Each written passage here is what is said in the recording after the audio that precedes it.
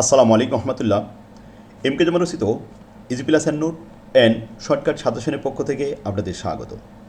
আজকের লাইভ ক্লাসে আলোচ্য বিষয় যে সমস্ত শিক্ষার্থীগণ জাতীয় বিশ্ববিদ্যালয়ের অধীনে বিবিএ ফোর্থ ইয়ার হিসাব বিজ্ঞান বিভাগ 2022 সালের পরীক্ষার্থী, তাদের উদ্দেশ্যে শর্টকাট সাজেশন এবং কিছু পরামর্শ। শিক্ষার্থীগণ, ইতিমধ্যে আপনাদের পুনরায় নতুন রুটিন দেওয়া হয়েছে, সুতরাং আপনাদের হাতে এখন সময় খুবই কম। এই অল্প সময়ের মধ্যে বিবিএ ফোর্থ ইয়ারের 9টি সাবজেক্ট, হিসাব বিজ্ঞান বিভাগে 5টি ম্যাথমেটিক্যাল এবং 4টি থিওরিটিক্যাল সাবজেক্ট। প্রত্যেকটা সাবজেক্টে এখানে গুরুত্ব সমান, কারণ প্রত্যেকটা সাবজেক্টে আপনার 80 মার্কের পরীক্ষা দিতে হবে। ম্যাথমেটিক্যাল সাবজেক্টে এ প্লাস পাওয়া সহজ হলেও থিওরিটিক্যাল সাবজেক্টে এ প্লাস না থাকলেও এ প্লাসের কাছাকাছি রাখতে হবে। এজন্য এখনই আপনার উপযুক্ত সময়, এই সময়টা কাজে লাগাতে হবে। শেষ ভালো যার, সব ভালো তার। এই মুহূর্তে আপনাদের পরিকল্পিত হবে এই 9টি সাবজেক্ট ভালোভাবে প্রিপারেশন নিলে আশা করা যায় ইনশাল্লাহ ভালো রেজাল্ট করতে পারবেন। ছাত্রদের কথা মাথায় রেখে আমরা প্রতিনিয়তই সপ্তাহে 7 দিন সকাল সন্ধ্যা 2বার করে ক্লাস নেওয়া শুরু করেছি। লাইভ ক্লাস নেওয়া হচ্ছে এবং বিগত যে সমস্ত ক্লাসগুলো আবার রিজার্ভে আছে, ভর্তি হলে প্রত্যেকে এই ক্লাসগুলো দিয়ে দেওয়া হবে।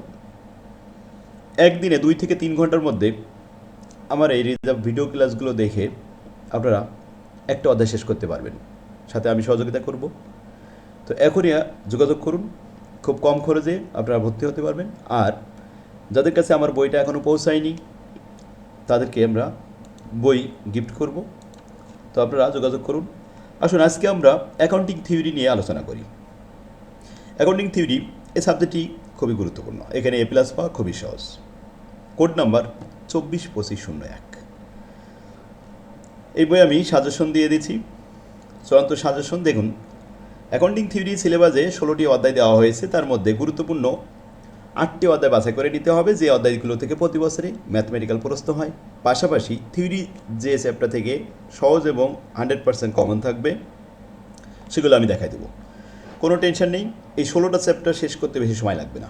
তো আসুন, এখানে আমার ম্যাথমেটিক্যাল যে প্রতি বছরে আসে যে অধ্যায়গুলো, সে তার মধ্যে 8টা বাছাই করে নিয়েছি আমরা। 7 নম্বর অধ্যায়, 8 নম্বর অধ্যায়, 9, 10, 12, 13, 14, 15 এই অধ্যায়গুলো আগে করতে হবে। দেন তারপরে আমরা থিওরির জন্য ইম্পর্টেন্ট হিসেবে অন্য অধ্যায়গুলো ক্লাসে দেখাই দেবো এগুলো সব। আর সাজেশন এই বইটিতে যা যা আছে আমি সুন্দরভাবে গুছাই দিয়েছি। একটা ভালো বই একজন শিক্ষকের মতো ভূমিকা রাখে শিক্ষার্থীর কাছে, তাই ছাত্রদের কথা মাথায় রেখে আমি বইটা খুব সুন্দরভাবে ফরম্যাট আকারে সাজাই দিয়েছি। যে কোনো একটা সাধারণ বই থেকে আপনার যদি সিলেবাস শেষ করতে 1 মাস সময় লাগে, তাহলে আমার বই থেকে সিলেবাস শেষ করতে মাত্র 1 সপ্তাহ সময় লাগবে। কারণ একই জাতীয় অঙ্কগুলো এক জায়গায় করে দেওয়া, একটা অঙ্ক করলে আপনি সেখানে 30টা অঙ্ক বুঝতে পারছেন, আর কয় ধরনের অঙ্ক আছে সেই সব ফরম্যাটের নিয়মগুলো আপনি দেখতে চিনতে পারছেন।